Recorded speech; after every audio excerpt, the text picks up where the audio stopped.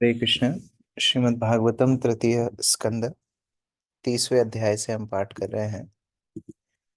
हमने इस अध्याय की शुरुआत की किस प्रकार भौतिक शक्ति, भगवान की माया शक्ति, भगवान की काल शक्ति जीवात्माओं को इस भौतिक संसार में बांध के रखती है। दो तरह से माया शक्ति हमें बांधती है, आवरणात्मिका, प्रक्षेपात्मिका। और उसी के विषय में यहाँ पर कपिल मुनि विस्तार से बता रहे हैं कैसे जीवात्मा जब शारीरिक चेतना में होता है तो शारीरिक चेतना में क्या क्या बंधनों में वो पड़ता जाता है। एक एक झलक दिखा रहे हैं कि कैसे हम परिवार के प्रति, अपने इंद्रिय भोग के प्रति इतने आसक्त हो जाते हैं कि पाप कर्म करने में भी नहीं डरते। उसी श्रृंखला में श्लोक संख्या 11 से आगे पढ़ेंगे। वार्तायां लुप्यमानायां आरब्ध्यान ध्यायां पुनः पुनः लोभाभीतो निःसत्त्व परार्थे कुरुते स्पृहाम। दीपिका माता जी पढ़िए। हरे कृष्ण प्रणाम। जब उसे अपनी जीविका में प्रतिकूल फल मिलते हैं तो वह बारंबार अपने को सुधारने का यत्न करता है, किंतु जब उसके सारे प्रयास असफल रहते हैं और वह विनिष्ट हो जाता है तो अत्यंत लोभवश वह अन्यों का धन स्वीकार करता है। हरे कृष्ण। व्यक्ति सोचता है कि मुझ में ही कुछ कमी होगी। भौतिक संसार तो बहुत अच्छा है, भौतिक संसार में तो बहुत आनंद है, हो सकता है मैं ही प्रयास ठीक से नहीं कर रहा हूँ। तो अलग अलग तरीकों से धन कमाने का प्रयास करता है और जब सब कार्यों में विफल हो जाता है तो पाप का सहारा लेने लगता है। फिर दूसरों के धन को कैसे छीनना है, कैसे उनका शोषण करना है, अलग अलग तरह से सीखता जाता है। अब इसमें पहले के जमाने में तो चोर डाकू होते थे, सामने सामने ही वस्तुएं छुड़ा लेते थे। अभी थोड़े ज्यादा सोफिस्टिकेटेड चोर हैं, थोड़ा और दिमाग लगा करके, थोड़ा हर्षद मेहता स्टाइल में स्कैम करते रहते हैं।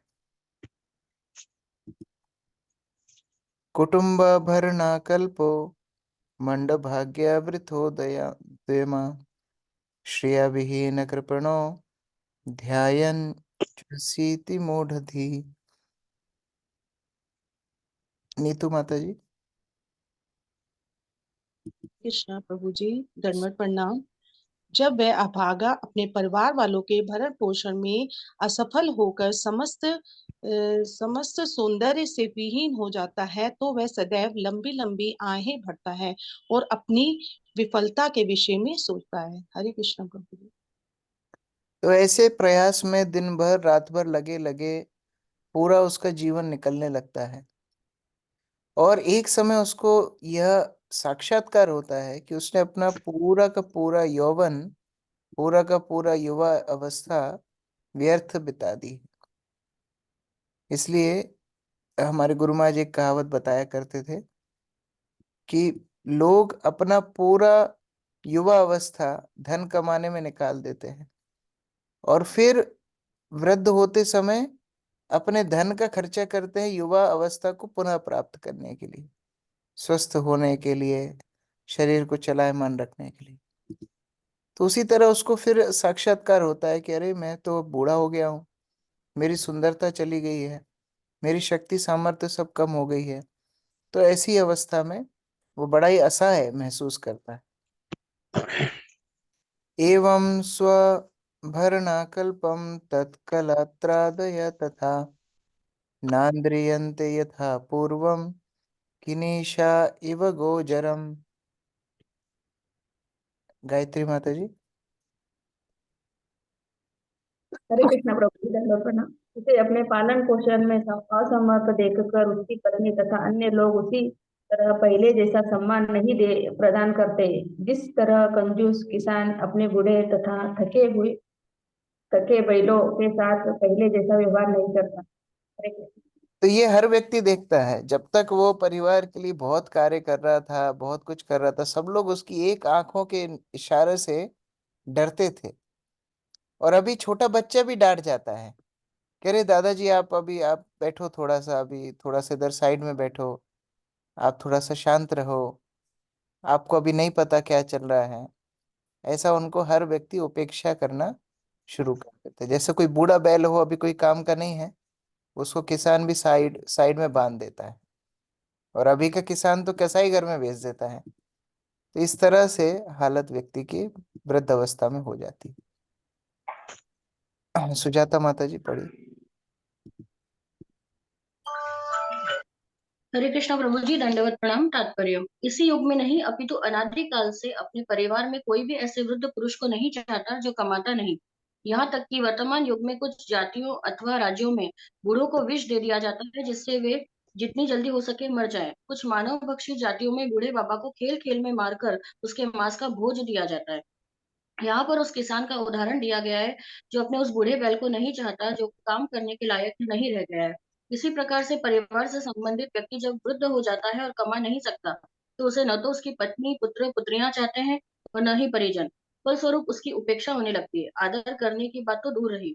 अतः यह लाभप्रद होगा कि वृद्धावस्था प्राप्त होने के पूर्व ही पारिवारिक आसक्ति छोड़ दी जाए और पूर्ण पुरुषोत्तम भगवान की शरण ग्रहण की जाए। मनुष्य को चाहिए कि अपने आप को श्री भगवान की सेवा में लगा दे, जिससे कि श्री भगवान उसका भार अपने ऊपर ले सके और इस प्रकार वह मनुष्य अपने तथाकथित स्वजनों से उपेक्षित न हो। हरे कृष्ण। विदुर जब पुनः धृतराष्ट्र और गांधारी से मिलने के लिए आए थे, तो धृतराष्ट्र को बड़े कटु वचन विदुर ने बोले। विदुर को अपमान करके राज्य भवन से निकाला गया था, लेकिन फिर भी साधु का स्वभाव होता है कि वो जीव की मदद करना चाहते हैं। तो विदुर पुनः आए, और विदुर पुनः आके धृतराष्ट्र को यही बात बोलते हैं कि तुम्हारा शरीर अभी शीर्णहीन हो रहा है, कान से तुम्हें सुनाई नहीं दे रहा है, तुम्हारी हर इंद्रिय अब तुम्हें धोखा दे रही है, और जिस भीम को मारने के लिए तुमने बचपन से प्रयास किया, जिन पांडवों के प्रति तुमने बचपन से अनादर किया, अन्याय किया, ऐसे भीम के द्वारा फेंकी गई रोटियों पे तुम पल रहे हो। तुम्हें शर्म नहीं आ रही है? तुमको घर छोड़ना चाहिए। अभी भी राजा बन के बैठे हुए हो, पूरा राज्य खो चुके हो, युद्ध में हार चुके हो, फिर भी युधिष्ठिर ने राजभवन में रखा हुआ है, राजा बन के सम्मान ले रहे हो। तुरंत घर को छोड़ो। तो हम भी अपनी इस अवस्था में पहुंचने के बाद हमको ये स्मरण रखना चाहिए, ये वास्तव में भगवान का ही आयोजन है। इसमें घर के सदस्यों की गलती नहीं है। गलती है, लेकिन गलती नहीं भी है। अगर हम उसको आध्यात्मिक दृष्टि से देखें, तो अगर घर वाले वृद्ध अवस्था में गलत व्यवहार करें हमारे साथ, तो वास्तव में वो भगवान की कृपा है, क्योंकि भगवान हमें संकेत दे रहे हैं कि घर छोड़ने का समय आ गया। इससे पहले कि घर वाले निकालें, खुद को ही बाहर चले जाना चाहिए, खुद को ही भगवान को अपना पूरा जीवन समर्पण कर देना चाहिए। अगर हम ये आसक्ति रहते रहते नहीं छोड़ पाएंगे, तो मरने के बाद कैसे छोड़ पाएंगे? इसीलिए फिर मरने के बाद पुनः दूसरे शरीर में हम ग्रहण करके फिर भौतिक संसार में पड़े रहते हैं, क्योंकि आसक्ति हमसे छूटती नहीं है। तत्रापि आजत निर्वेदो भ्रियमाण ब्रियमाणस्वभूते जरायो पार्थ विदुर्भेद जर्योपाद्वैरूप्यो मरणाभिमुखो गृहे। विनोद प्रभु पढ़िए। हरे कृष्ण प्रभु जी, दंडवत प्रणाम। मूर्ख पारिवारिक व्यक्ति गृहस्थ जीवन से परामुख नहीं होता, यद्यपि अब उसका पालन उन लोगों के द्वारा किया जा रहा है जिन्हें पहले उसने पाला था। वृद्धावस्था के कारण उसका रूप विकृत हो जाता है और वह मृत्यु की तैयारी करने लगता है। हरे कृष्ण प्रभु। तो इस तरह से अभी इस अवस्था में भी जब वही लोग उपेक्षा कर रहे हैं, जिन लोगों को उसने पाला है, जिन लोगों को उसने बड़ा किया है, वही लोग उसकी उपेक्षा कर रहे हैं, वही लोग उसका अनादर कर रहे हैं, फिर भी व्यक्ति अपने पारिवारिक जीवन से ऊबता नहीं है। ये माया है। हाँ, मैं आपको कहावत सुनाता हूँ। हमारे बचपन में हमारे पिताजी बताते थे, 100 जूते खाए तमाशा घुस के देखे। बार बार पिटाई पड़ रही, फिर भी तमाशा देखना है। और इसी वृद्धावस्था में पूर्ण रूप से असंतुष्ट रहते हुए मृत्यु की तैयारी करता है। वैष्णव भी मृत्यु को वर्ण करते हैं, बड़ी संतुष्टता से वर्ण करते हैं। उनको पता है कि उनका जीवन कृष्ण के ऊपर था, कृष्ण ही उनके जीवन का देखभाल करेंगे। लेकिन ये अपने ही परिवारजनों से उपेक्षा प्राप्त करके गृहस्थ जीवन के प्रति इतना आसक्त रहता है, घर छोड़ने की इच्छा उसकी वृद्ध अवस्था में भी नहीं होती, और इसी असंतोषजनक स्थिति में मृत्यु की तैयारी करता है। अर्चना माता जी, तात्पर्य पढ़िए। हरे कृष्ण प्रभु जी, दंडवत प्रणाम। पारिवारिक आकर्षण इतना प्रबल होता है कि मनुष्य अपनी वृद्धावस्था में अपने ही परिवार के सदस्यों द्वारा उपेक्षित होने पर भी परिवार के प्रति अपना प्रेम नहीं छोड़ पाता और वह घर में कुत्ते के समान रहता है। वैदिक जीवन शैली में मनुष्य को पारिवारिक जीवन का परित्याग तब कर देना था जब वह हट्टा कट्टा हो। अतः शिक्षा दी जाती है कि अधिक दुर्बल होने तथा भौतिक कार्यों में अत्यधिक निराश होने तथा रोगी होने एवं मरने के पूर्व मनुष्य को चाहिए कि गृहस्थाश्रम त्याग कर जीवन के शेष दिन श्री भगवान की सेवा में लगाए। अतः वैदिक शास्त्रों में आदेश दिया गया है कि जो ही 50 वर्ष की आयु पूरी हो जाए, मनुष्य को चाहिए कि पारिवारिक जीवन त्याग कर जंगल में एकांत में रहे, अपने आप को पूर्ण रूप से तैयार कर लेने के पश्चात सन्यासी बने और घर घर जाकर प्रत्येक व्यक्ति को आध्यात्मिक जीवन का ज्ञान वितरित करे। हरे तो कृष्ण। आदर्शपूर्ण स्थिति तो यही है कि व्यक्ति वानप्रस्थ ग्रहण करके सन्यास की तैयारी करे। लेकिन अगर कोई घर में भी रहता भी है तो भी विरक्ति का जीवन जीना चाहिए। उस समय फिर अपेक्षाएं ना रखे, उस समय फिर हस्तक्षेप ना करे। जैसे सन्यासी घर घर जाते हैं, जो भिक्षा मिलता है वो खा लेते हैं, क्या सन्यासी वहां पर अपेक्षा करते हैं? उसी तरह से अगर वो घर में भी रह रहा है तो एक वानप्रस्थ का जीवन, एक सन्यास का जीवन उसको घर में रहना चाहिए, तब उसको दुख नहीं होगा। अगर वो ये सोचता रहेगा कि देखो मैंने इस घर को खड़ा किया है, मैंने सब परिवार को बनाया है, तो वह असंतोष में ही अपना जीवन त्यागेगा। आस्ते अवमत्योपस्यताम गृहपाला इवाहरण अमाव्यापी अप्रदीप्ताग्निर अल्पाहारो चेष्टितः। मुकुल प्रभु पढ़िए। हरे कृष्णा प्रभु, दंडवत प्रणाम। वह घर पर पालतू कुत्ते की भांति रह रहा होता है और उपेक्षा भाव से उसे जो भी दिया जाता है उसे खाता है। अजीर्ण तथा मंदाग्नि जैसी अनेक प्रकार की व्याधियों से ग्रस्त होकर वह केवल कुछ और भोजन करता है और अशक्त होने के कारण कोई भी काम नहीं कर पाता है। तो एक तो परिवार के जन उसको संकेत दे रहे हैं कि अब उसकी कोई जरूरत नहीं है, और दूसरा उसका शरीर भी उसको संकेत दे रहा है कि अब तुम शरीर में रहने लायक भी नहीं हो। जो शरीर अपनी इच्छा बल से चलता था, जो शरीर अपनी इच्छा बल से अपनी इंद्रिय तृप्ति के लिए हर कार्य करता था, हम हाथ उठाना चाहते थे तो हाथ उठता था, हम भागना चाहते थे तो पैर भागने लगते थे, हम कोई भी इंद्रिय तृप्ति के साधनों को चखना चाहते, सूंघना चाहते, देखना चाहते, इंद्रिय हमारा पूर्ण समर्थन करती थी। अब इंद्रियां भी हमारा साथ छोड़ देती। घर वाले तो साथ छोड़ते ही छोड़ते हैं, इंद्रियां भी साथ छोड़ने लगती। जैसे किसी को संकेत दिया जा रहा हो कि अब तुम्हारी जरूरत नहीं है, अब तुम निकलो यहां से। व्यक्ति सुनना चाहता है लेकिन काम काम नहीं करते, देखना चाहता है आंखें साथ नहीं देती, खाना चाहता है जिह्वा और पेट साथ नहीं देते हैं। इस तरह से इंद्रियां भी उसका साथ छोड़ देती। तात्पर्य प्रफुल्ल प्रभु। हरे कृष्ण प्रभु, दंडवत प्रणाम। मृत्यु के पूर्व मनुष्य को रुग्ण तथा अशक्त होना पड़ता है। जब उसके परिवार के लोग उसकी उपेक्षा करते हैं तो उसकी स्थिति एक कुत्ते से भी बदतर हो जाती है, क्योंकि उसे अनेक कठिनाइयों का सामना करना पड़ता है। अतः वैदिक शास्त्रों का आदेश है कि ऐसी दयनीय स्थिति प्राप्त होने के पूर्व मनुष्य घर को त्याग दे और अपने परिवार की जानकारी से दूर मरे। यदि मनुष्य घर त्याग कर परिवार वालों की जानकारी के बिना मरता है तो इसे महिमामय मृत्यु कहते हैं। किंतु परिवार से आसक्त व्यक्ति चाहता है कि उसके मरने के बाद परिवार वाले उसे एक विशाल शव यात्रा में ले जाएं, भले ही वह उसे देख नहीं पाने वाला है कि जुलूस किस प्रकार निकल रहा है, फिर भी वह ऐसी इच्छा करता है कि उसके शरीर की भव्य शोभा यात्रा के साथ ले जाया जाए। इस प्रकार यह जाने बिना कि जब वह अपना शरीर छोड़ता है तो अगले जन्म में उसे कहाँ जाना होगा और प्रसन्न रहता है। हरे कृष्ण प्रभु। आसक्ति कितनी खतरनाक चीज है। वो मरने के बाद भी क्या होना चाहिए उसमें भी दिमाग लगाता है।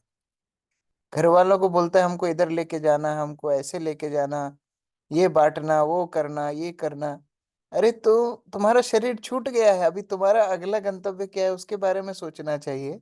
लेकिन अपनी खुद की शव यात्रा प्लान करके जाता है। और होता है, ये भागवत में लिखा है। लेकिन ये वास्तव में हम लोग भी देखते हैं, इस तरह व्यक्ति करते हैं।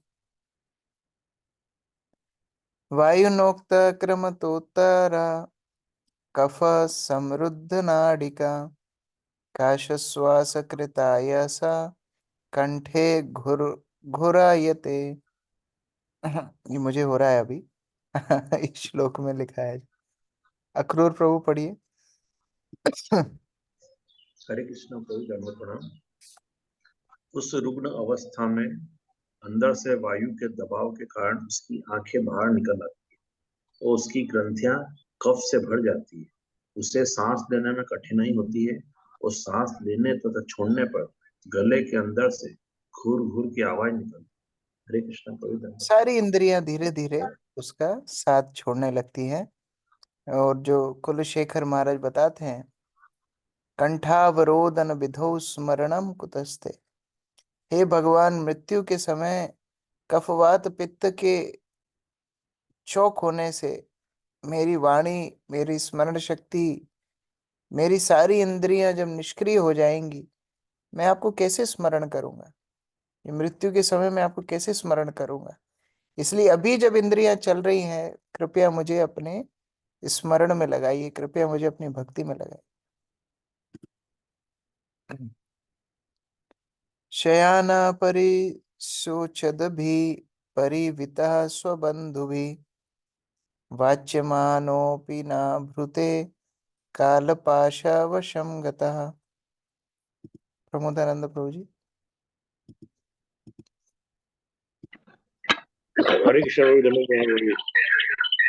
इस प्रकार वह मृत्यु के पास में बंधकर लेट जाता है और विलाप करते हुए अपने मित्र तथा संबंधियों उसे घेर लेते हैं और उन सब से बोलने की इच्छा करते हुए भी वह बोल नहीं पाता, क्योंकि वह काल के वश में रहता है। हरे कृष्ण प्रभु, दंडवत प्रणाम। और जिम्मेदारी के वश या आसक्ति के वश सारे परिवार के लोग इकट्ठे होते हैं और उसकी दयनीय अवस्था को देख करके वो भी बड़ा विलाप करते हैं। ये मजे की बात ये है, उनको ये नहीं लगता कि हम भी उस अवस्था में आएंगे। वो लोग आकर के बड़ा बड़ा दुख दिखाते हैं कि अरे देखो कितने कष्ट में है। लेकिन उन्हें भी ये समझ में नहीं आता, एक दिन तो हमको भी यही कष्ट से निकलना है, तो हम ऐसा क्या काम कर रहे हैं कि हम ये आसक्तियों से मुक्त हो सके। और ये भी जो पड़ा हुआ है, ये भी उनसे बात करना चाहता है, बोलना चाहता है, लेकिन शक्ति नहीं है। इच्छा है, शक्ति नहीं है। इस तरह काल के वश में जैसे कोई जानवर भागना चाहता हो, उसके पैर में बेड़ियां बांध दी जाएं, उसी तरह काल के वश में सारी इंद्रियां बंधी पड़ी रहती हैं।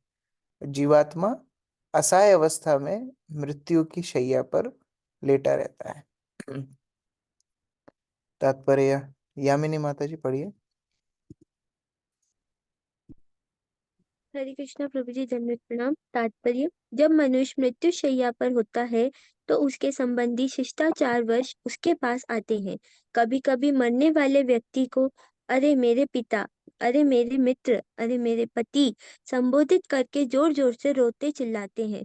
उस दयनीय अवस्था में मरने वाला व्यक्ति उनसे बोलना चाहता है और अपनी इच्छाएं व्यक्त करना चाहता है, किंतु वह काल अर्थात मृत्यु के वश में रहता है, अतः अपने आप को व्यक्त नहीं कर पाता। इससे उसे अकल्पनीय पीड़ा होती है। वह पहले से रुग्ण होने के कारण पीड़ादायक अवस्था में रहता है और उसकी ग्रंथियां तथा गला कफ से अवरुद्ध रहते हैं। वह पहले से विकट स्थिति में रहता है और जब उसे उसके संबंधी पुकारते हैं तो उसका शोक बढ़ जाता है। इसलिए ऐसा कहते हैं सामान्यतः, जब कोई व्यक्ति अपना शरीर छोड़ता है तो उसके सामने रोना नहीं चाहिए, क्योंकि पहले से तो आसक्त है। और आप थोड़ा बहुत झूठा मोटा भी रोओगे तो व्यक्ति की आसक्ति और बढ़ेगी। तो उस समय पे भगवान का हरिनाम करना चाहिए। हरे कृष्ण कृष्ण कृष्ण हरे हरे, हरे राम राम राम हरे हरे। एवं कुटुंब भरणेन व्यपात् तृप्तात्मजितेन्द्रिय म्रियते रुदताम स्वानाम उरु वेदानयस्तादिः। रेखा माता जी। हरे कृष्णा। इस प्रकार जो व्यक्ति इंद्रियों को वश में किए बिना परिवार के भरण पोषण में लगा रहता है, वह अपने रोते कुटुंबियों को देखता हुआ अत्यंत शोक में मरता है। वह अत्यंत दयनीय अवस्था में असह्य पीड़ा के साथ किंतु चेतनाविहीन होकर मरता है। हरे कृष्ण। तो इस तरह उसका देहांत तो होता है, इंद्रियां साथ नहीं देती हैं, परिवार कुटुंब के लोगों को देखता हुआ, उनसे आसक्ति रखता हुआ, शरीर के प्रति आसक्ति रखता हुआ वह अपने शरीर को त्याग करता है। तात्पर्य राहुल प्रभु। हरे कृष्ण प्रभु जी, दंडवत प्रणाम। तात्पर्य, श्रीमद् भगवत गीता में कहा गया है कि मृत्यु के समय मनुष्य उन्हीं विचारों में निमग्न रहता है जिसका उसने जीवन भर अनुशीलन किया है। जिस व्यक्ति ने जीवन भर अपने परिवार के भरण पोषण के अतिरिक्त और कुछ न सोचा हो, उसके अंतिम विचारों में पारिवारिक बातें ही रहेगी। सामान्य व्यक्ति के लिए यह स्वाभाविक स्थिति होती है। सामान्य व्यक्ति अपने भाग्य को नहीं जानता, वह केवल अपने क्षणिक जीवन में व्यस्त रहता है और अपने परिवार का पालन पोषण करता है। किंतु अंतिम अवस्था में किसी को संतोष नहीं होता है कि उसने परिवार की आर्थिक दशा कैसे सुधारी, बल्कि प्रत्येक व्यक्ति यही सोचता है कि उसने परिवार की आवश्यकताओं की पूर्ति पर्याप्त रूप से नहीं की। परिवार के प्रति प्रगाढ़ स्नेह के कारण वह अपनी इंद्रियों को वश में करने तथा अपनी आध्यात्मिक चेतना सुधारने के मुख्य कर्तव्य को भूल जाता है। कभी कभी मरने वाला व्यक्ति परिवार का भार अपने पुत्र या अन्य संबंधी को सौंपते हुए कहता है, मैं तो जा रहा हूँ किंतु तुम परिवार को देखना। वह यह नहीं जानता कि वह कहाँ जा रहा है, किंतु मृत्यु के समय भी वह इसी बात से चिंतित रहता है कि उसके परिवार का निर्वाह किस प्रकार होगा। कदाचित यह भी देखा जाता है कि मरने वाला व्यक्ति वैद्य से कुछ और वर्षों तक आयु बढ़ाने की याचना करता है, जिससे वह परिवार के भरण पोषण हेतु प्रारंभ की गई अपनी योजना पूरी कर सके। बद्ध जीव की ये ही भौतिक व्याधियां है। वह अपने वास्तविक कार्य कृष्ण भक्ति को पूर्ण रूप से भूल जाता है और अपने परिवार के निर्वाह की योजनाओं में ही लगा रहता है, यद्यपि वह एक एक करके अपना परिवार बदलता रहता है। मैं कुछ दिन पहले अपने एक मित्र के घर पे गया था और वो भी भक्त हैं। तो उनके घर में काफी समस्याएं हुई पिछले कुछ सालों में। तो उनकी काफी बूढ़ी दादी है, वो काफी परेशान भी हो रही थी, अपने दुख को बता रही थी। तो मैं उनको बोला आप मेरे साथ उज्जैन चलो, आप हमारे साथ वहां चलना, कुछ दिन मंदिर में रह के आ। तो उन्होंने तुरंत उत्तर दिया, अरे इतना बड़ा घर फिर कौन संभालेगा, ये लोग तो ध्यान नहीं देते हैं, मुझे ध्यान देना पड़ता है। तो अभी वृद्ध अवस्था में अगर वो भावना है तो मृत्यु के समय कैसे आसक्ति छूटेगी? जो पूरा जीवन सोचा है वही मृत्यु के समय पर आएगा। ऐसा कभी भी नहीं सोचना मैं बुढ़ापे में भक्ति कर लूंगा, मरते समय भगवान को याद कर लूंगा, अभी तो जिम्मेदारियां देखनी है, अभी तो ये देखना है वो देखना है। जो अभ्यास पूरा जीवन होगा वही मृत्यु के समय याद होगा। आपको जो करना है दुनिया में कीजिए, लेकिन अपनी कृष्ण भक्ति साथ में करते करते कीजिए। इसको बिल्कुल भी हम नजरअंदाज नहीं कर सकते। इस आसक्ति भरे जीवन को जब व्यक्ति जीता है और मृत्यु के समय उसी आसक्ति में अपने जीवन को त्याग करता है, उसकी क्या दशा होती है आगे देखिए। अभी जो श्लोक आने वाले हैं बहुत ध्यान से सुनना। हो सकता है आपको लगेगा केवल पापी लोगों के साथ ऐसा होता है, नहीं। पुण्यशाली हो पाप वाला हो जो भी हो, सबसे पहले ट्रीटमेंट उसका ये होता है। तुमने पाप किए पुण्य किए जो भी किए, यमराज तक ले जाने तक की यात्रा को देखिए थोड़ा। उसके बाद तो विचार होगा ना आपने पाप किए कि पुण्य किए हैं। अभी यमराज तक ले जाया कैसे जाता है वो बताया जा रहा है। यमदूतो तदा प्राप्तो भीमौ भक्षसेक्षणौ सदृष्टा त्रस्त हृदया श्रितन मूत्रम विमुंचिते। पुष्पा माता जी पढ़िए। कृष्ण प्रभु जी, दंडवत प्रणाम। मृत्यु के समय उसे अपने समक्ष यमराज के दूत आए दिखते हैं, जिनके नेत्र क्रोध से पूर्ण रहते हैं। इस तरह भय के मारे उसका मलमूत्र छूट जाता है।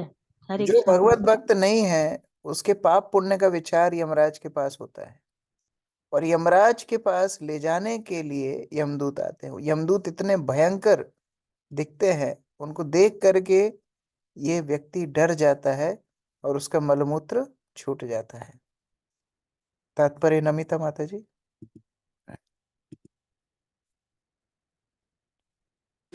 दंडवत प्रणाम।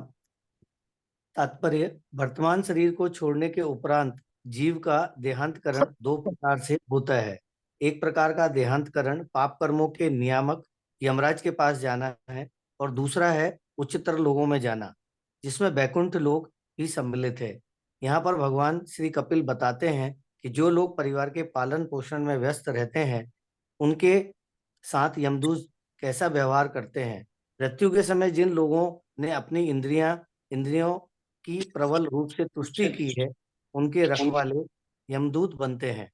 वे मरने वाले व्यक्ति को पकड़कर उस लोक में ले जाते हैं जहां यमराज निवास करते हैं। वहां की दशाओं का वर्णन अगले श्लोकों में किया गया है। धन्यवाद प्रणाम प्रभु। यद्यपि समय तो हो गया है, लेकिन आज 10-15 मिनट हम एक्स्ट्रा पढ़ सकते हैं। ये अध्याय बीच में छोड़ना उतना अच्छा नहीं है, इस अध्याय को पूरा ही पढ़ सकते हैं। यमदूतौ तदा प्राप्तौ भीमसराभिषेक्षणौ स दृष्ट्वा तृष्टहृदया सकृन्मूत्रान् विमुञ्चति। अच्छा, ये प्रभु जी ये श्लोक हो गया गया। प्रभु जी। श्लोक हो गया। अच्छा। यत्र देहावृत्या पाशैर्बन्ध्वा गले बलात् नयतो दीर्घम् अध्वानं दंडयम राजभाट यथा। यमुना माता जी। हरे कृष्ण प्रभु जी, दंडवत प्रणाम। जिस प्रकार राज्य के सिपाही अपराधी को दंडित करने के लिए उसे गिरफ्तार करते हैं, उसी प्रकार इंद्रिय तृप्ति में संलग्न अपराधी पुरुष यमदूतों के द्वारा बंदी बनाया जाता है। वे उसे मजबूत रस्सी से गले से बांध लेते हैं और उसके सूक्ष्म शरीर को ढक देते हैं, जिससे उसे कठोर से कठोर दंड दिया जा सके। हरे कृष्ण। अभी स्थूल शरीर तो छूट गया है, लेकिन सूक्ष्म शरीर को बांध करके ये अपराधी जैसा इसको घसीट करके ले जाने के लिए यमदूत रस्सी से बांध लेते हैं। तात्पर्य अनिकेत प्रभु। हरे कृष्ण प्रभु जी, दंडवत प्रणाम। तात्पर्य, प्रत्येक जीव सूक्ष्म तथा स्थूल शरीर से ढका रहता है। सूक्ष्म शरीर मन, अहंकार, बुद्धि तथा चेतना का आवरण है। शास्त्रों का कथन है कि यमराज के सिपाही अपराधी के सूक्ष्म शरीर को ढककर उसे यमराज के आवास में ले जाते हैं, जहां उसे इस तरह दंड दिया जाता है जिसे वह सह ले। वह इस दंड से मरता नहीं, क्योंकि यदि मर जाए तो फिर दंड कौन सहेगा। यमराज के सिपाहियों का काम किसी को मारना नहीं है। वस्तुतः किसी जीव को मारना संभव नहीं, क्योंकि वास्तव में वह नित्य है। वह उसे केवल इंद्रिय तृप्ति के कार्यों का फल भुगतना पड़ता है। चैतन्य चरितामृत में दंड की विधि वर्णित है। पहले राजा के आदमी उस अपराधी को नौका द्वारा नदी के बीच तक ले जाते हैं। वे उसके बाल पकड़कर उसे पानी में डुबोते हैं, और जब उसका दम घुटने लगता है तो राजा के सिपाही उसे पानी से निकालकर कुछ समय तक सांस लेने देते हैं, और फिर बार बार उसी तरह से पानी में डुबाते हैं और निकालते हैं। उसी प्रकार का दंड यमराज द्वारा विस्मृत जीवों को दिया जाता है, जिसका वर्णन अगले श्लोकों में हुआ है। हरे कृष्ण। इस स्थिति को बोला जाता है हबू डुबू। हबू डुबू मतलब उतनी देर तक डुबा कर रखते हैं जब तक एकदम ऐसी स्थिति ना आ जाए कि वो मर जाएगा, फिर उसको बाहर निकाल देते हैं। तो यमदूत भी इतनी पिटाई करते हैं, इतनी पिटाई करते हैं कि वो वेदना सहन कर सके, फिर थोड़ी देर के लिए छोड़ देते हैं, फिर पिटाई करना शुरू करते हैं। तो उस तरह उसका स्वागत होता है हिमालय में। अभी तो स्वागत नहीं हुआ है, अभी तो उसको ले जा रहे हैं, और कैसे यमयाला तक ले जाते हैं वह स्थिति भी देखना चाहिए। अभी तो निर्णय हुआ ही नहीं है कि इसके साथ करना क्या है। अभी तो अपराधी को जेल में कैसे ले जाया जा रहा है वही वर्णन है। तयोर निर्भिन्न हृदय तर्जनैर्जात वे पथो पथि स्वभिर्भक्ष्यमाण अर्थोघ्नम स्वयं अनुस्मरन्। मधु माता जी पढ़िए। हरे कृष्ण प्रभु जी, दंडवत प्रणाम। इस प्रकार यमराज के सिपाहियों द्वारा ले जाए जाते समय उसे दबाया कुचला जाता है और उसके हाथों में वह कांपता रहता है। रास्ते में जाते समय उससे कुत्ते काटते हैं और उसे अपने जीवन के पाप कर्म याद आते हैं। इस प्रकार वह अत्यधिक दुखी रहता है। हरे कृष्णा, दंडवत प्रणाम। तो जब इस तरह स्थिति में उसको ले जाया जाता है, वो कंपित होता है। रास्ते में कुत्ते उसे काटते हैं और ऐसी परिस्थिति में उसको अब सारे पाप कर्म याद आते जाते हैं, क्योंकि अब उसे पता है कि अगर ये ले जाना इतना भयंकर है तो वहां जाने के बाद मुझे दंड कितना भयंकर मिलेगा। तात्पर्य बसंत प्रभु। हरे कृष्ण प्रभु जी, धन्यवाद प्रणाम। तात्पर्य, इस श्लोक से ऐसा प्रतीत होता है कि इस लोक में यमलोक जाते समय यमराज के दूतों द्वारा बंदी बनाए गए अपराधी को मार्ग में कुत्ते मिलते हैं जो भूखते हैं और उसे इंद्रिय तृप्ति के अपराध कर्मों का स्मरण कराने के लिए काटते हैं। श्रीमद् भगवद गीता में कहा गया है कि जब कोई इंद्रिय तृप्ति की इच्छा से उन्मत्त होता है तो वह अंधा हो जाता है और सारा ज्ञान खो देता है, वह सब कुछ भूल जाता है। काम हृदय ज्ञाना, जब कोई इंद्रिय तृप्ति के प्रति अत्यधिक अनुरक्त होता है तो उसकी सारी बुद्धि जाती रहती है और वह यह भूल जाता है कि उसको इसका परिणाम भोगना पड़ेगा। यहाँ पर उसे यमराज द्वारा पाले गए कुत्तों से अपने इंद्रिय तृप्ति के कार्यों का स्मरण कराने का अवसर मिलता है। जब हम स्थूल शरीर में रहते हैं तो आजकल के सरकारी नियमों द्वारा भी इंद्रिय तृप्ति के ऐसे कार्यों को बढ़ावा मिलता है। सारे विश्व में प्रत्येक राज्य की सरकारें ऐसे कर्मों को गर्भ निरोध के रूप में प्रोत्साहन देती है। स्त्रियों को गोलियां दी जाती है और गर्भपात कराने के लिए अस्पतालों में जाने की छूट है। वस्तुतः विषयी जीवन अच्छी संतान को जन्म देने के लिए, किंतु लोगों को अपनी इंद्रियों पर किसी प्रकार का संयम न होने के कारण तथा इंद्रियों को वश में करने की शिक्षा देने वाली संस्थाओं के न होने से लोग इंद्रिय तृप्ति शिकार होते हैं और वे मृत्यु के पश्चात जिस प्रकार से दंडित होते हैं उसका वर्णन भागवत के इन पृष्ठों में हुआ है। हरे कृष्ण। तो इंद्रिय तृप्ति का नियम ही है भगवान को भूलना। कोई व्यक्ति भगवान को स्मरण में रखेगा तो इंद्रिय तृप्ति कर ही नहीं सकता है। तो अपनी अच्छी बुद्धि को खो करके इंद्रिय तृप्ति में जीवात्मा लग जाता है और पाप कृत्य करता है। जब उसे ये दंड मिलना शुरू होता है तब उसको स्मृति आती है, मैंने क्या क्या पाप किए। शुत त्रित परितो वर्क दबानल निलई संतप्यमान पथि तप्त वालुके कृच्छ्रेण पृष्ठे कषया च ताडितश चलति असक्तोपि निराश्रमोदके। जगदीशानंद प्रभु जी पढ़िए। हरे कृष्ण प्रभु जी, दंडवत प्रणाम।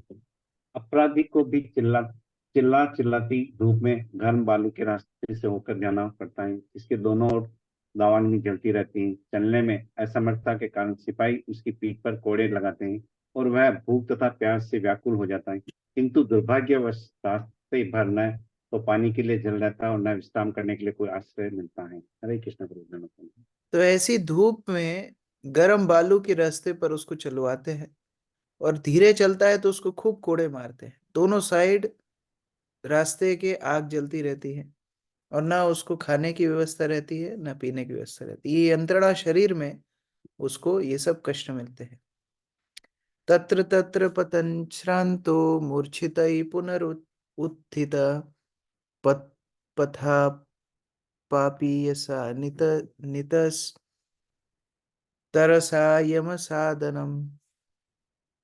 वंदना माता जी।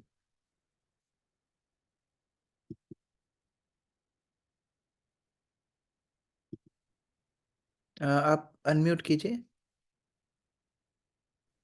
हरे कृष्णा प्रभु जी, दंडवत प्रणाम। यमराज के धाम के मार्ग पर वह थकान से गिरता पड़ता जाता है और कभी कभी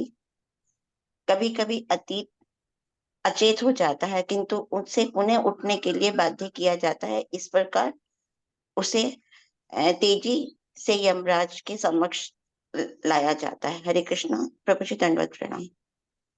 इस प्रकार से उसको पीट पीट कर यमराज के समक्ष खड़ा कर दिया जाता है।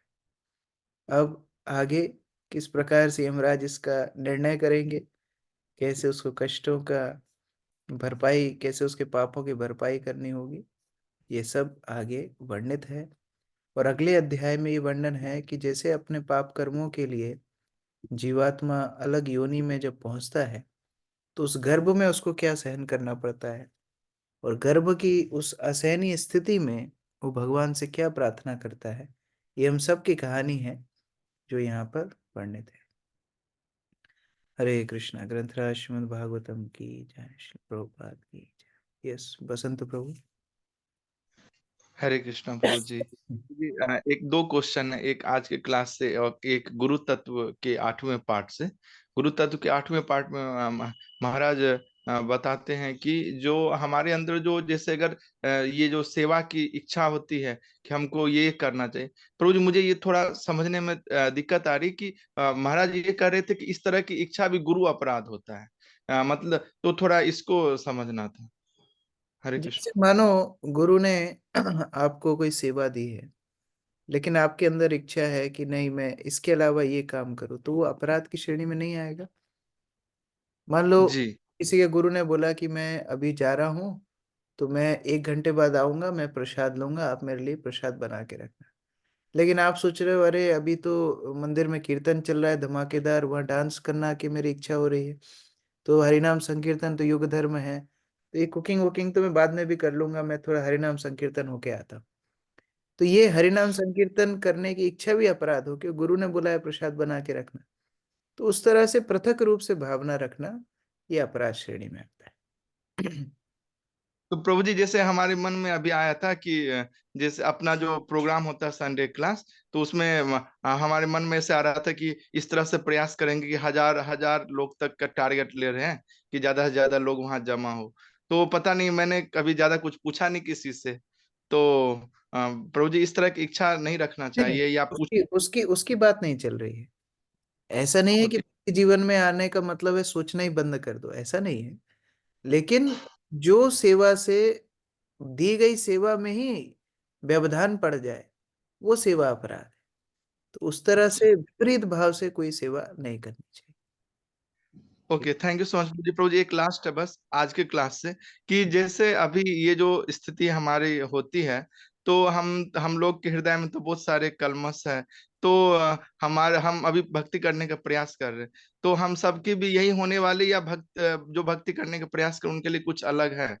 हरे कृष्ण। अभी 6वें स्कंद में यही बात यही बात यमदूत यमराज से पूछेंगे कि आपने तो बोला था सबको लेके आना, फिर हमको तो किसी ने रोक दिया, हम अजामिल को लेने वाले थे, अजामिल को ले जाने नहीं दिया, तो आपसे बड़ा भी कोई इंचार्ज है क्या? तब यमराज बहुत खुश हो जाते हैं। ये हमेशा तो यहाँ पर मारो पीटो काटो यही बातें चलती थी, आज पहली बार किसी ने अच्छा प्रश्न पूछा है। तो यमराज फिर हरिनाम की महिमा बताते हैं कि जो लोग भगवान का हरिनाम का आश्रय लेंगे तो यमदूत उनके पास में नहीं आ पाएंगे, विष्णुदूत हमेशा उनकी सुरक्षा करते रहेंगे। तो उस तरह हरिनाम की महिमा 6वें स्कंद में बहुत विस्तार से पूरा हरिनाम के ऊपर सेमिनार दिया है यमराज ने कि हरिनाम का जो आश्रय लेंगे उनको यमदूत कभी स्पर्श नहीं करें। ठीक है, थैंक यू सो मच प्रभु जी। हरे कृष्ण। जय प्रभु। हरे कृष्णा प्रभु जी, दंडवत प्रणाम। प्रभु जी इसमें जैसे बताया कि जब भी जब जब कोई जीवात्मा या जब व्यक्ति यमदूत को देखता है तो उसका वो मल मूत्र त्याग देता है। ऐसा भी कहते हैं कि जैसे हमारे 9 द्वार हैं, तो किसी भी जो मतलब जिस जिस द्वार से जाते हैं उसका एक साइन होता है।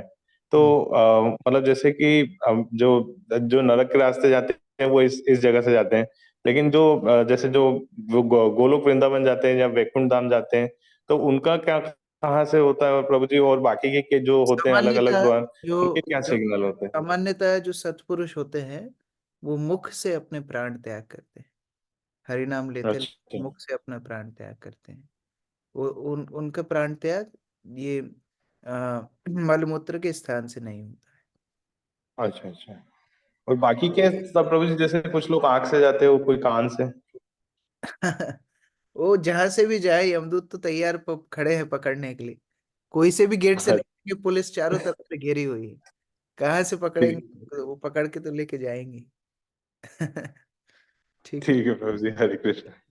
इसलिए हम देखते हैं व्यक्ति का शरीर अकड़ क्यों जाता है, क्योंकि वो डर के मारे, जैसे मानो आपको कोई डर के कोई पकड़ेगा तो शरीर को हम कठोर बना लेते हैं, तो व्यक्ति नहीं छोड़ना चाहता है शरीर को, यमदूतों को देख फिर भी उसको खींच के लेके जाते हैं, इसलिए उनके शरीर जीवात्मा का मरते ही अकड़ जाता है। ओके। प्रफुल्ल प्रभु। हरे कृष्ण।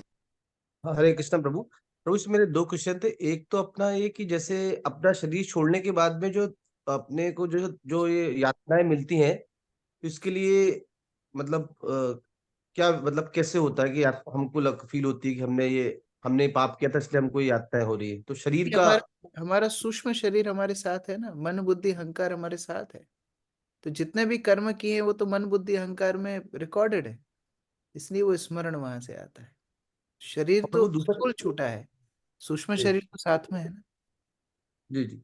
प्रभु जो दूसरा क्वेश्चन था जो कल की क्लास से था, जिसमें जैसे अब आप मतलब हमारे को भगवान में ही अपना पूरा प्रेम होना चाहिए, हमारी आसक्ति जो है जैसे हमारे बच्चे में हो जाती है, बच्चों की जैसे बोला था बच्चों की मुस्कान हो गया या बच्चों की पहले मतलब अलग आसक्ति होती, तो प्रभु ये तो मतलब ये तो होती है स्वाभाविक कि बच्चों को देख के हमको उनके प्रति प्रेम आता है, फिर हम मतलब या हम भगवान रूप में बच्चों को देखें तो मतलब उसमें क्या मतलब जैसे उनको हाँ, देखते हुए तो उसका उनको अंदर आता है। उसका उसका समाधान वही है कि हम हर जीव को भगवान के संपर्क में देखें, हर जीव को।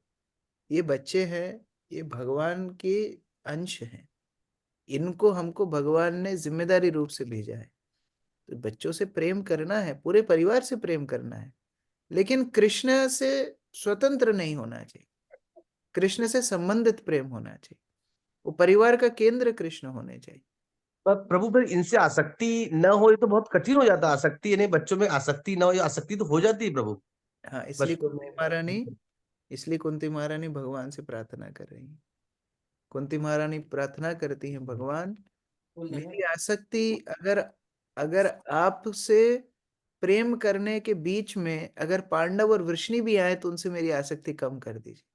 ये कुंती महारानी प्रार्थना है, जबकि पांडव तो भक्त हैं, भगवान के जी शुद्ध भक्त है, लेकिन कुंती महारानी प्रार्थना कर रही है कि यदि आप आपसे मेरी आसक्ति कम कर दे तो क्या फायदा है इस इन संबंध का। तो आसक्ति सबसे रखना बुरा नहीं है, प्रेम सबसे रखना बुरा नहीं है। भगवान तो और प्रसन्न होते हैं उनके भक्तों की सेवा जब की जाती है, लेकिन इतनी आसक्ति कोई ना बढ़े कि भगवान को हम भूल जाए, ये कभी जी नहीं। Thank you Prabhu. Yes, Lekha माता जी। हरे कृष्णा प्रभु जी, please accept my humble obeisance under the dust of your lotus feet. प्रभु जी, मेरा क्वेश्चन ये है कि बोलते हैं कि स्पिरिचुअल मास्टर को हम लोग को सर्व करना चाहिए with great care and attention. So can you please share some practical tips कि जो आप यूज करते हैं करने के लिए, और इसका मतलब यही होता है ना कि दोष नहीं देखना, राइट? यही होता है ना इसका मतलब। गुरु को सेवा करने के लिए सबसे मुख्य बात जो आवश्यक है वो ये है कि हम हमेशा ये समझें कि हम दास हैं, वो स्वामी। अपराध तब होते हैं जब हम अपने आप को ज्यादा समझदार समझने लगते हैं, तब अपराध होना शुरू हो जाते हैं। दास और स्वामी का संबंध ऐसा होता है कि अगर स्वामी की बात दास को समझ में नहीं भी आ रही है तो भी वो काम करता है, उसको जरूरी नहीं है सारी बात समझ में आए। कई बार हम लोग कोई कार्य किसी को सौंपते हैं, हो सकता है उसको पूरी बात समझ में ना आए, लेकिन शरणागति का मतलब क्या है? मेरे गुरु ने ये बात बोली है, मुझे करनी है। अगर उस तरह का स्वभाव रहेगा तो फिर अपराध नहीं होंगे। नहीं तो हम मर्त बुद्धि हमेशा लगाएंगे कि अरे गुरु ऐसा क्यों कह रहे हैं ऐसा। अरे इतना हमारे अंदर बुद्धि होता है तो फिर हम चेला बने ही क्यों? हम खुद दीक्षा देना शुरू कर सकते हैं। हम गुरु क्यों स्वीकार किए? गुरु हम इसलिए स्वीकार किए क्योंकि हमारे अंदर उतना बुद्धि नहीं है। वो भावना से अगर हम सेवा करेंगे तो अपराध नहीं होंगे। प्रभु धनंजय। जी, great great sorry sorry great care and attention का मतलब? बंद मुई सावधान मते। सावधान मतलब हमें हर तरह से सावधान रहना है। पहली बात, उन्होंने जो निर्देश दिए हैं उनको सावधानी से पालन करना, ये केयर एंड अटेंशन हो सकता है। अपराध ना करना, ये भी केयर एंड अटेंशन हो सकता है। उनके प्रति किसी भी भावना, मतलब गलत भावना को अपने हृदय में लाना तो हमारे बस में नहीं है। वो तो भावना तो आ ही सकती है, लेकिन उसको हार्बर करना, उसके ऊपर चिंतन करना, ये भी अपराध हो सकता है। तो इस तरह से सावधान मते, सावधानी से गुरु की सेवा करनी चाहिए। प्रभु जी सॉरी, एक लास्ट क्वेश्चन प्लीज। प्रभु बताइए। जी क्वेश्चन ये है कि सपोज गुरु महाराज ने हमें कुछ इंस्ट्रक्शन दिया और हमें पता है कि इसको इसको पालन करने में पूरी लाइफ लग जाएगी, लेकिन साइमल्टेनियसली अगर हमारे अंदर कुछ और भी स्पिरिचुअल डिजायर्स आते हैं और प्रचार करने के लिए अलग तरीके से, वो मतलब स्पिरिचुअल अगर आते डिजायर हैं। नहीं है, वो मटेरियल डिजायर है। अगर गुरु की आज्ञा के अलावा हमारे अंदर कोई डिजायर है तो वो स्पिरिचुअल डिजायर है ही नहीं। वो माया हमको दिखा रही है कि स्पिरिचुअल है, वो completely they are material desires, they are 100% material desires. Guru puja में क्या बोला है? गुरु मुख पद्म वाक्य चित्ते ते करी है क्या, आर ना करी हो मने आशा। और कोई आशा मन में नहीं होना चाहिए। यदि आ रही है इसका मतलब वो मटेरियल डिजायर है, वो स्पिरिचुअल डिजायर नहीं है। तो हम अपनी कमजोरी को समझ सकते हैं कि ठीक है, मैं शरणागत नहीं हूँ इसलिए मेरे अंदर आ रहा है, लेकिन उनको स्पिरिचुअल डिजायर का टैग नहीं देना चाहिए। ठीक है। थैंक यू प्रभु जी। धनंजय गोविंद प्रभु। हरे कृष्णा प्रभु जी, दंडवत प्रणाम। धन्यवाद प्रभु जी, रिक्वेस्ट थी क्लास का लिंक मिल जाए तो, ये तो एक बार समझ में नहीं आती है क्लासें। हाँ, मैं ग्रुप में शेयर करता हूँ प्रभु जी। थैंक यू प्रभु जी। हरे कृष्णा, दंडवत प्रणाम। मंजू माता जी। हरे कृष्ण प्रभु जी, दंडवत प्रणाम। प्रभु जी, मुझे मतलब आत्मा और स्थूल शरीर में अंतर होता है प्रभु जी? बहुत अंतर होता है। आत्मा हम हैं, हम जीवात्मा हैं, हम भगवान के अंश हैं।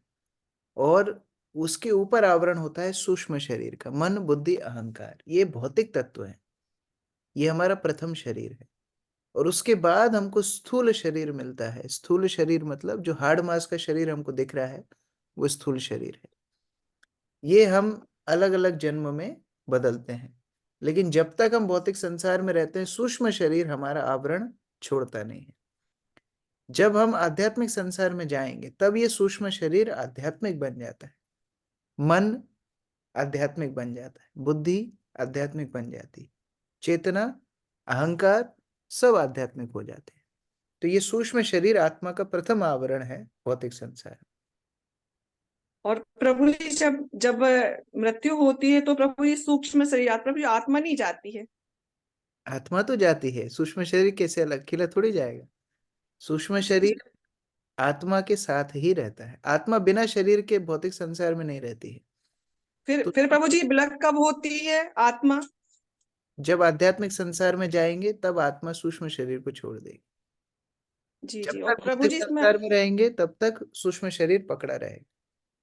जी जी प्रभु जी, जैसे अभी थोड़े श्लोक में आगे आया कि हमको 50 साल के बाद ग्रह त्याग देना चाहिए, और हमें मतलब कहीं दूर लोगों से, मतलब जिन परिचित वालों से दूर जाके हमें शरीर त्यागना चाहिए। फिर प्रभु जी वो शरीर का फिर प्रभु जी मतलब कौन क्या करेगा, मतलब ये मेरा थोड़ा सा क्वेश्चन था। उस शरीर के प्रति इतनी आसक्ति क्यों है? सारे आचार्य बोल रहे हैं शरीर के प्रति आसक्ति छोड़ना चाहिए, जीते जी छोड़ना चाहिए, फिर मरने के बाद इतनी आसक्ति क्यों? वो शरीर का कौन क्या करेगा, वो आपको इतना चिंता क्यों है? वो भेड़ बकरी खाएंगे कि जानवर खाएंगे कि गिद्ध खाएंगे कि उसको कोई जलाएगा कि दफनाएगा, आपको उससे क्या चिंता है? पुराना कपड़ा जब फाड़ के फेंक दिया, अभी उस कपड़े का क्या होगा उसकी चिंता भी है। यही तो आसक्ति है हमारी। हमको अपने गंतव्य के बारे में सोचना है कि हम कहाँ जाएंगे अगला, वो चिंता करना चाहिए। शरीर के बारे में चिंता नहीं करना चाहिए। वही तो प्रभुपाद जी बता रहे हैं तात्पर्य में। फिर लोग प्लान करते हैं, मेरी शोभा यात्रा ऐसी निकलना चाहिए, इमरती खिलाना, मैं मरूंगा तो रायता बांटना, ये यही तो हमारी आसक्ति है। हमको मरने के बाद भगवान के पास जाना है, ये चिंता करना चाहिए। शरीर का जो होगा होगा, उसके प्रति हमारी आसक्ति नहीं होना चाहिए। जी प्रभु जी। हरे कृष्णा प्रभु जी, दंडवत प्रणाम। हरे कृष्ण। यस, आरती माता जी। हरे कृष्ण प्रभु जी, हरे कृष्ण। हाँ प्रभु जी, एक्चुअली आप बता रहे थे कि भागवत में पढ़ रहे थे कि कैसे जब मरने वाले होते हैं तो किस तरह से कैसे कैसे आश्रम का फॉलो करना है, तो क्या महिलाओं के लिए क्या कुछ बताया गया है क्या करना चाहिए उन लोगों को? देखिए, मुख्य सिद्धांत है आसक्तियों को छोड़ना है, ये अभ्यास करना है। घर में रहना बुरा नहीं है, घर में रह सकते हैं। अभी हम 8वें स्कंद में पढ़ेंगे कि प्रहलाद महाराज वृद्ध अवस्था में भी घर में थे। ऐसा नहीं है घर में रहना बुरा नहीं है, लेकिन आसक्ति छोड़ना सीखना चाहिए। एक समय के बाद जो हो रहा है बच्चों को हैंडओवर करना चाहिए और उसके बाद अपने भजन में ध्यान लगाना चाहिए। अभी उनका घर है, अब आपका घर नहीं है, ये सोचना चाहिए। लेकिन मरते मरते तक अपना नाक गड़ाए रखना हर चीज में, ये आसक्ति का लक्षण है। तो घर में रहना या घर से बाहर जाना, मुख्य सिद्धांत वही है। कई लोग घर छोड़ देते हैं और मठों में आश्रमों में जाके वहां दादागिरी शुरू कर देते हैं, तो ये भी तो आसक्ति है। तो ये घर छोड़ना, घर में रहना, ये मुख्य बात नहीं। मुख्य बात है हमारी आसक्तियों को हमको समय के साथ कम करना है, जिससे हम कृष्ण चेतना में आगे बढ़ सके। प्रभु जी एक और प्रश्न है। आप जैसे अभी पूछ रहे थे प्रभु जी कि हम जब मर जाते हैं तो शरीर को जो यातनाएं दी जाती हैं, तो एक तो क्या यमदूतों को वो यातनाएं नहीं लगती हैं, वो शरीर को ही लगती है क्या? जो वो रेत में घसीटना, गरम रेत में। हो सकता है यमदूत चप्पल पहन के चलते होंगे, अच्छा कोट पहनते होंगे, उनको यातना नहीं लगती होगी। उनका तो काम ही है ना वो, उनका शरीर उस तरह बनाया गया है, उनका काम है उस तरह। लेकिन जीवात्मा को यातना दे, जैसे हाँ हो जेल में जेल में जब हम जाते हैं तो उधर जल्लाद भी होता है, लेकिन फांसी लगती है, इसको सजाएं मिल रही है, फांसी उसको मिलती है। तो उस तरह जो यमदूत हैं वो इन सब चीजों से प्रभावित नहीं होते होंगे, उनका शरीर उस तरह होता होगा। लेकिन जो व्यक्ति को सजा मिल रही है उसको उन सब कष्टों को झेलना होता है। हाँ प्रभु जी एक और प्रश्न छोड़ा ये हम इतने प्रैक्टिस करते हैं, पर जब हम अपना टारगेट अचीव नहीं कर पाते हैं, स्पिरिचुअल टारगेट जो हम सेट करते हैं, तो प्रभु जी गिल्टी सा फील होने लगता है। फिर उसमें कैसे रिकवरी करे वो जो इसलिए गिल्टी की वजह से? इसलिए मार्गदर्शन में टारगेट लेना चाहिए, क्योंकि जब हम वैष्णवों की कृपा उसके साथ जोड़ते हैं तभी वो सिद्ध होता है। हम जो भी प्रण ले रहे हैं वैष्णवों से आज्ञा लेनी चाहिए कि मैं ये कार्य करना चाह रहा हूँ। जब उस तरह हम वैष्णवों से आशीर्वाद लेते हैं तो वो कृपा के बल से हम वो कार्य पूरा कर पाते हैं। और अगर वो सिद्ध नहीं भी होगा तो वैष्णव आपको आगे प्रेरणा देंगे कि ठीक है, नहीं कर पाए, आगे इस तरह करो। लेकिन स्वतंत्र भावना से जब हम कार्य करते हैं तो फिर उसमें वैष्णवों की कृपा नहीं होती है। मुख्य बात है वैष्णव की कृपा के संबल पर हम भक्ति का अनुसरण करें, नहीं तो भक्ति राजसिक हो जाएगी।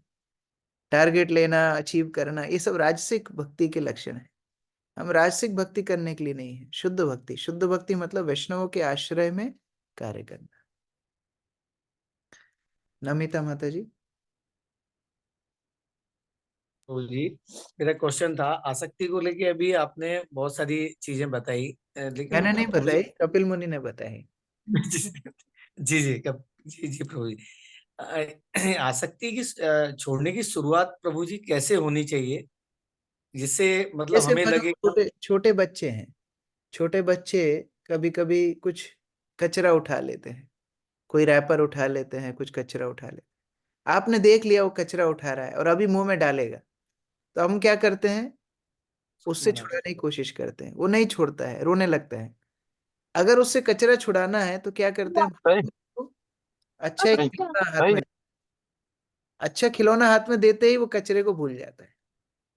इसको बोलते हैं परम दृष्ट्वा निवर्तते।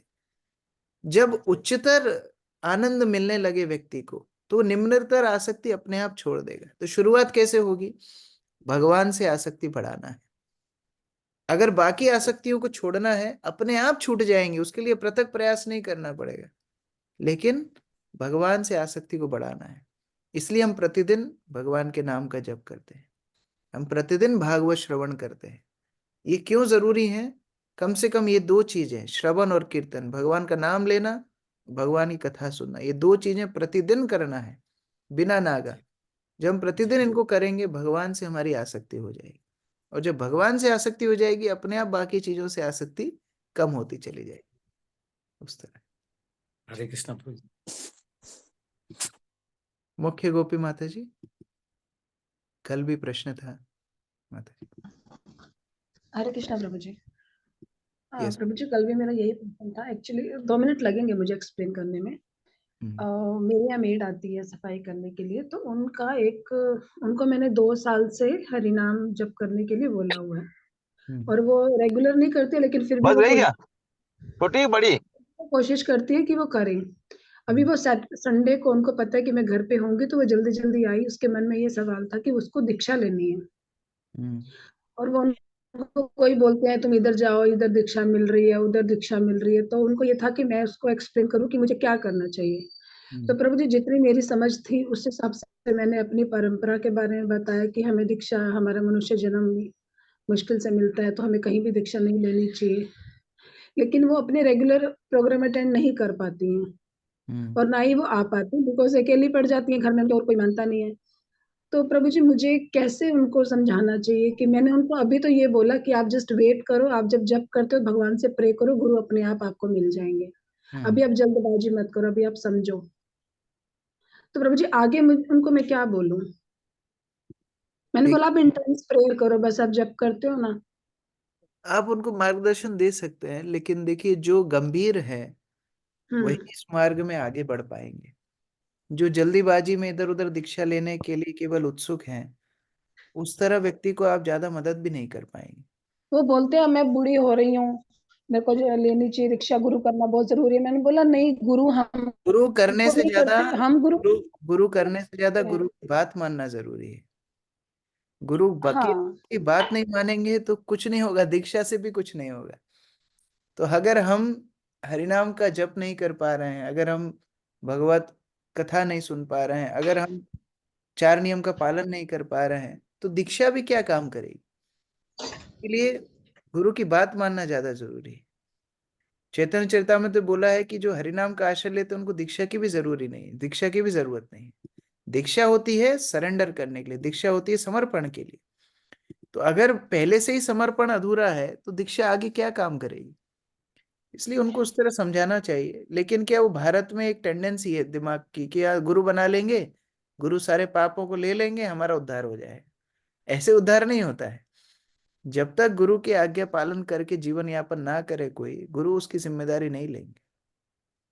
समझा सकते हैं, बाकी फिर उनके ऊपर निर्णय है वो कैसे। वो नहीं, वो चाहती तो है प्रभु जी, वो चाहती है कि वो मेरी बात मान, मतलब जैसे मैं बोलूं वैसा करे। मुझे एक ऐसी चीज बतानी होगी कि आप कि मासी आप सिर्फ ऐसा ही करो, तो मैं क्या बताऊं उसको? जैसे मैंने उनको भगवत गीता दी हुई है, वो पढ़ती है कभी कभी। 16 माला का तो जप, 16 माला का जप, 4 नियम पालन करना, ये 2 चीजें ये अभ्यस्त होना चाहिए। ये अगर कोई पालन करेगा दीक्षा उसकी अपने आप होगी, उसको कोई समस्या नहीं आएगी। प्रभु जी वो हमेशा ही करती है, घर पे आती है, तो इसीलिए मैं उनको एंट्री भी देती हूँ, क्योंकि वो करती है कि वो सब पाठ पूजा का सिस्टम है। तभी मुझे मतलब मैं क्या उनको बोलूँ, निरंतर करते रहो, भगवान अपने आप प्रेरणा देंगे आपको, यही बोलूँ? हाँ हाँ, 16 माला का जप कीजिए, 4 नियम का पालन कीजिए। कुछ एक साल तक इस तरह जब वो करेंगी तो आप उनको कोई प्रमाणित गुरु से इंट्रोड्यूस करा सकते हैं। मतलब अपने ही को जाती हैं तो ऐसा चलेगा? क्या? आपकी आवाज कट गई। जैसे अपने यहाँ पे, जैसे गुरु महाराज अपने इधर आते हैं और वो हमारे प्रोग्राम में नहीं आ पाती हैं, तो अगर मैं यहाँ पे अपने किसी गुरु महाराज से इंट्रोड्यूस कराऊंगी तो ऐसा चलेगा? हाँ हाँ बिल्कुल, क्यों नहीं। कोई भी गुरु जो प्रमाणित परंपरा में है, प्रभुपाद जी के प्रतिनिधि है, उनसे आप इंट्रोड्यूस करा सकते हो।